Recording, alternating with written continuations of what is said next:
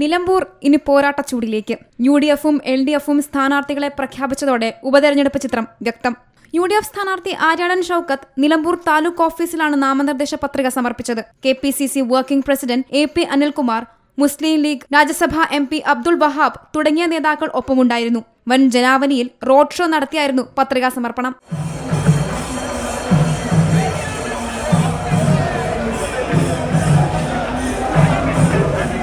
തെരഞ്ഞെടുപ്പ് പ്രഖ്യാപനത്തിന് പിന്നാലെ ആദ്യ റൗണ്ട് പ്രചാരണം പൂർത്തിയാക്കിയാണ് ആര്യാടൻ ഷൌക്കത്ത് പത്രിക സമർപ്പിച്ചിരിക്കുന്നത്.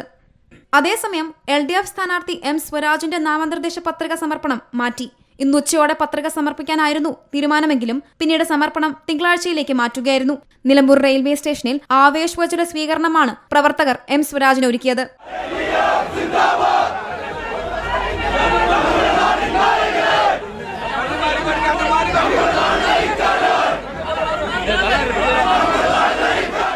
ഷൊർണൂർ പാസഞ്ചർ ട്രെയിനിൽ സ്റ്റേഷനിലെത്തിയ സ്വരാജിനെ എതിരേൽക്കാൻ 100 കണക്കിന് പ്രവർത്തകർ സ്റ്റേഷനിലെത്തി.